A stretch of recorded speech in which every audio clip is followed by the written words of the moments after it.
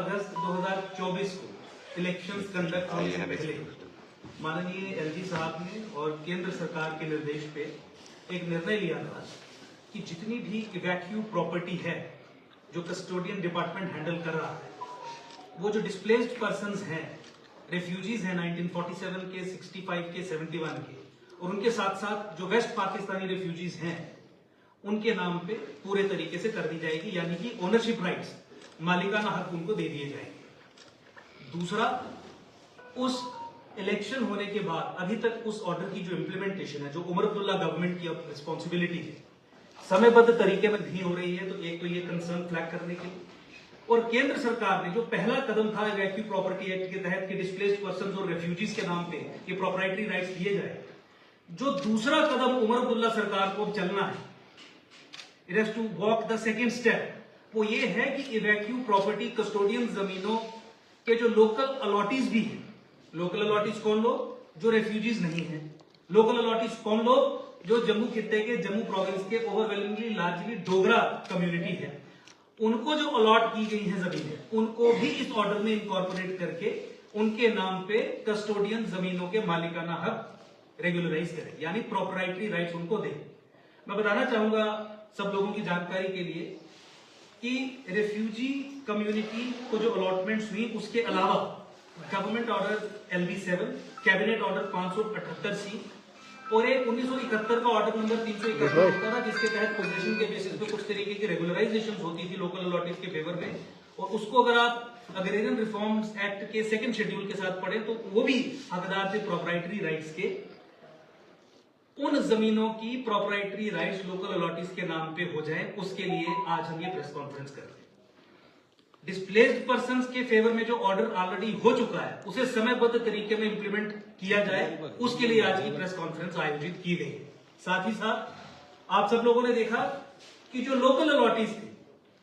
जम्मू खित्ते के रहने वाले लोग जो थे, उनको ये जो जमीनें दी जाती थी,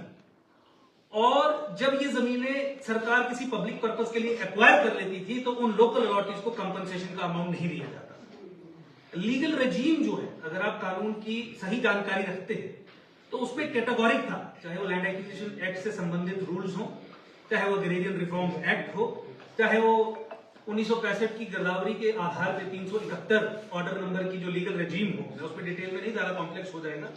लेकिन लोकल अलॉटीज भी एंटाइटल्ड थे कम से कम 80% कंपनसेशन के लिए, जो उनको नहीं दी जाती थी। तो ऐसे सब लोकल अलॉटीज जिनसे जमीनें ली गई हैं सरकार के द्वारा और जिन्हें कॉम्पनसेशन नहीं पे की गई है, उन लोगों को कॉम्पनसेशन भी दी जानी चाहिए। अब ये जो सेकंड स्टेप है, जम्मू कश्मीर यूटी में अब एक चुनी हुई सरकार है, उमर अब्दुल्ला डिपार्टमेंट को ओवरसी भी कर रहे हैं। मुख्यमंत्री की ये अब नैतिक रिस्पॉन्सिबिलिटी बनती है कि एक कदम केंद्र सरकार ने जो उठाया, उसी दिशा में दूसरा कदम भी उठाए, क्योंकि ये जम्मू खित्ते और जम्मू कश्मीर में वो सब लोग जो लोकल अलॉटीज की श्रेणी में आते हैं, उनके मौलिक कॉन्स्टिट्यूशनली गारंटेड राइट्स की हम बात कर रहे हैं। तो मेरा आप सब लोगों से यही निवेदन है कि सरकार तक ये मैसेज पहुंचे। भाजपा की जो ऑफिशियल पोजीशन इस पे है वो हमने आर्टिकुलेट की, और साथ ही साथ कस्टोडियन डिपार्टमेंट जिसकी एग्जिस्टेंस ज्यादा खर्चीली है rather than the work it is doing, मतलब पूरा डिपार्टमेंट जो इस समय कार्य कर रहा है, वो कार्य करने के लिए जो तनख्वाह और सारा डिपार्टमेंट को चलाने का काम है, अगर वो उससे जो अर्न कर रहा है उसका खर्चा उससे ज्यादा है, तो किसी भी परिस्थिति में इस डिपार्टमेंट को आगे चलने का कोई औचित्य रहता नहीं। तो वी आर प्रपोजिंग क्योंकि प्रॉपर्टी राइट्स कन्फर करने हैं, तो ये कस्टोडियन से कस्टोडियन जनरल की जो लीगल रेजीम है, इसे खत्म किया जाए। एक IAS अधिकारी या एक सीनियर मोस्ट KS अधिकारी, कमिश्नर सेक्रेटरी रैंक का,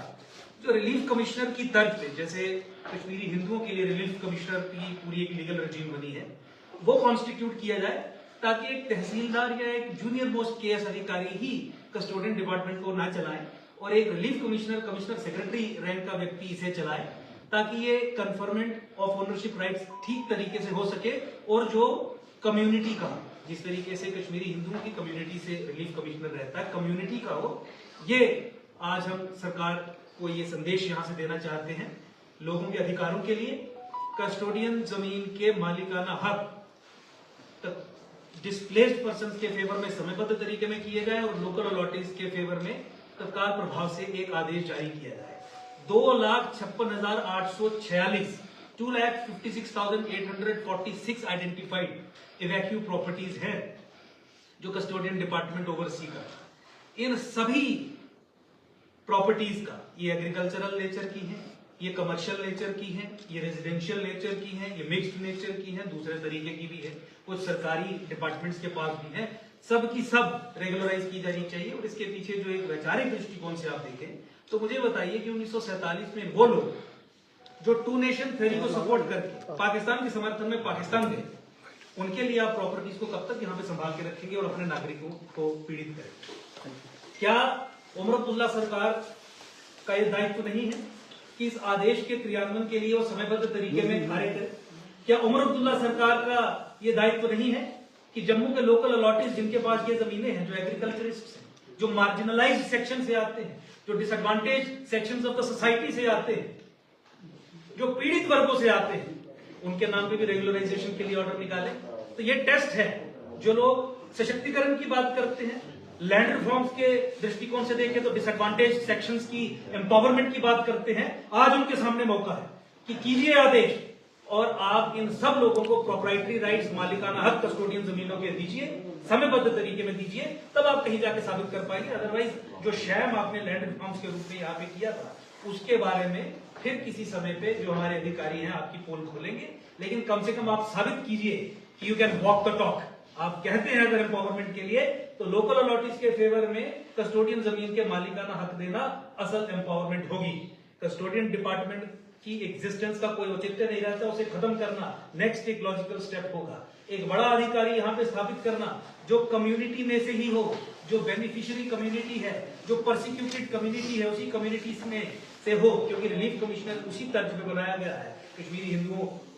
के दृष्टिकोण से अगर आप देखें, उसी तर्ज पे ये कीजिए तो फिर ये माना जाएगा। मैं 2 मिनट के लिए आपसे निवेदन करूंगा कि भाई वी शर्मा जी हमारे साथ है, भाजपा के सीनियर लीडर है, प्रवक्ता है, इनकी भी आप 2 मिनट के लिए बात सुन। धन्यवाद। मैं ऐसा कहना चाहता हूं कि जिस ढंग से